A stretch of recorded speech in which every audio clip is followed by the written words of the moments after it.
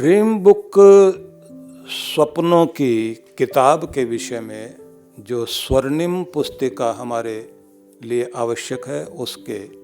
अगले भाग में हमारे सामने ओड इवन पेजेज में आपने जो लिखना है वो है कि आप अपने पारिवारिक जीवन को, संबंधों को किस रूप में देखना चाहते हैं। आपका परिवार कैसा होना चाहिए, आपके रिश्तों में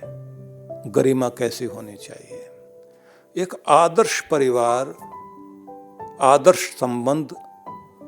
आप अपना स्वयं लिखें। आप लिखेंगे कि जिंदगी में व्यक्ति के शुरुआत ही होती है माँ के प्रेम से,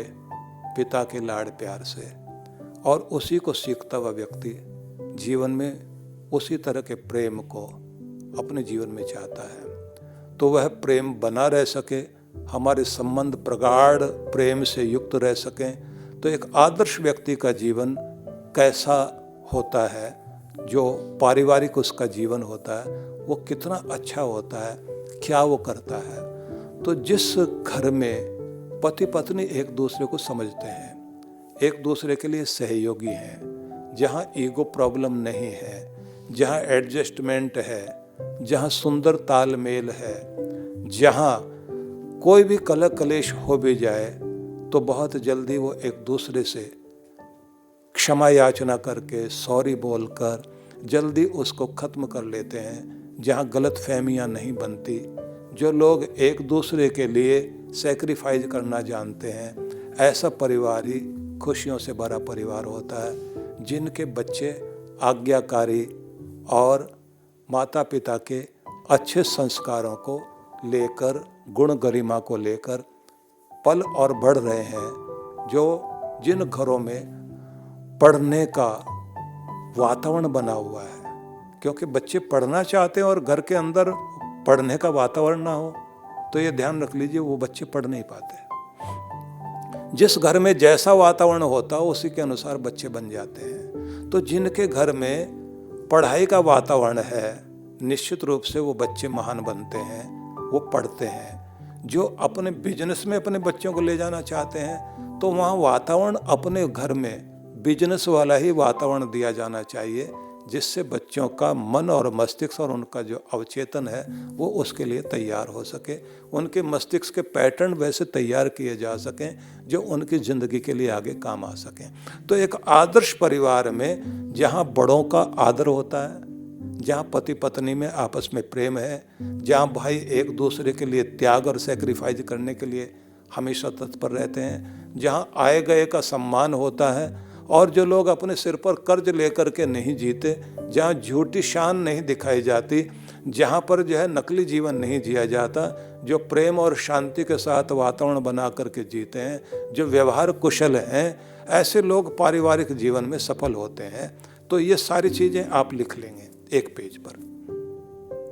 ये एक पेज पर आए, दो पेज पर आए, कोई फ़र्क नहीं पड़ता। उसके बाद में अगले पेजेज पर आप ये शुरू करें कि मैं कहाँ खड़ा हुआ हूँ, मेरा परिवार कहाँ खड़ा हुआ है, मेरे घर के अंदर सुंदर सुव्यवस्था है या नहीं है, मेरा घर जो है उसमें सिस्टम काम करते हैं या नहीं करते,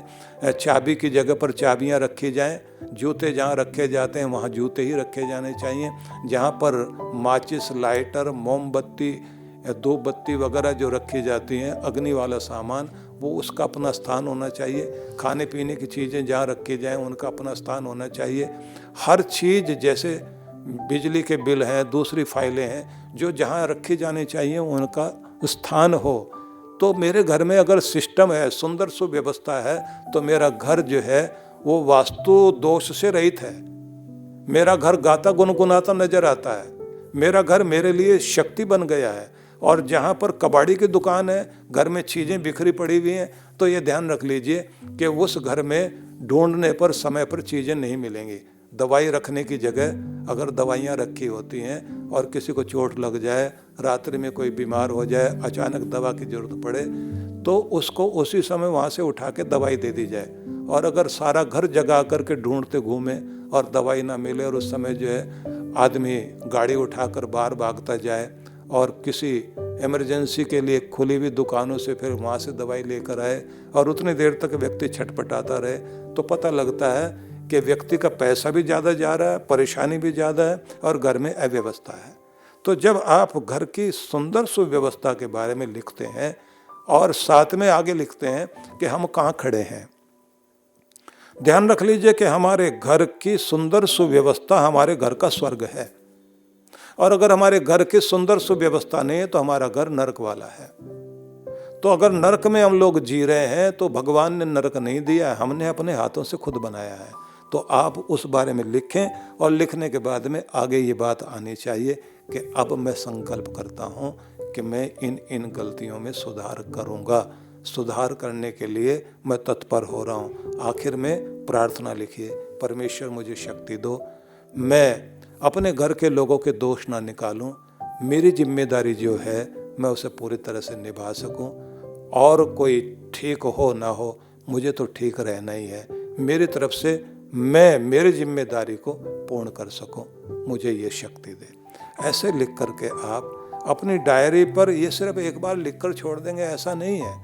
ये लगातार आपने अपने आप को चेक करते जाना है कि पहले मैं कहाँ खड़ा था, अब मैं कहाँ हूँ और आगे कहाँ जा रहा हूँ। और ये बात ध्यान रख लीजिए, हर साल की डायरियाँ इसी तरह की आपकी बनी हुई हों और आप महीने महीने भी उसको देखते हैं, हर हफ्ते उसको देखते हैं, हर दिन उसको लिखते हैं, तो आप अपने अंदर बहुत बड़ी चेंज देखेंगे, एक महान परिवर्तन अपने अंदर देखेंगे। आप अपने घर में परिवर्तन देखेंगे, आप अपनी ज़िंदगी में और अपने वातावरण में एक बहुत बड़ी खुशहाली देखेंगे। इसलिए आपके जीवन के लिए सबसे महत्वपूर्ण चीज़ है आपकी ड्रीम बुक, आपके सपनों की किताब। आप अपने जीवन का निर्माण करना चाहते हैं, अपनी डायरी से शुरू कीजिए। महात्मा गांधी ये कहते थे, मेरे जीवन की ऊंचाई के लिए मेरी डायरी का योगदान बहुत बड़ा रहा है, इसलिए वो डायरी लिखते थे। कभी कभी अच्छे विचार आपके मन में आते हैं तो एक खंड आपका डायरी का आखिरी वो भी तो होना चाहिए ना, जिसमें आप अपने जीवन के अनुभव, जिसमें आप दूसरों का जो कुछ पढ़ा सुना, जो आपने महसूस किया, वो आप अपने विचार उसमें लिखें कि मैं ऐसा समझता हूँ, मैं जीवन में ऐसा अनुभव किया, मुझे उससे लाभ हुआ। तो वो सारी चीज़ें जब आप लिखते हैं तो पता लगता है कि ये आपका वास्तविक ज्ञान है, और ये सारी चीज़ें जब आपके जीवन में जुड़ने लग जाती हैं तो आपका जीवन उत्कर्ष होने लग जाता है। हाँ, इसमें एक बात आपको और ध्यान रखनी है, इसमें शुरू से लेकर अब तक के लिए जितने भी पार्ट्स में आप लोगों ने सुना है, आप पढ़ रहे हैं, रोज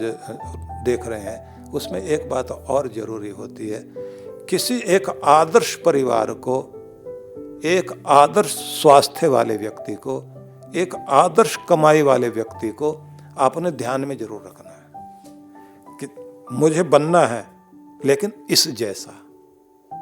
और उससे भी बेहतर।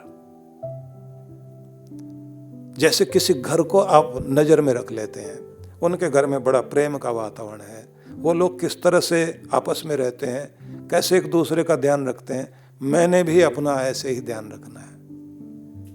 इस तरह से जब आप अपने बारे में तुलना करने के साथ साथ किसी आदर्श की प्रेरणा लेने के लिए किसी आदर्श व्यक्ति को सामने रख लेते हैं,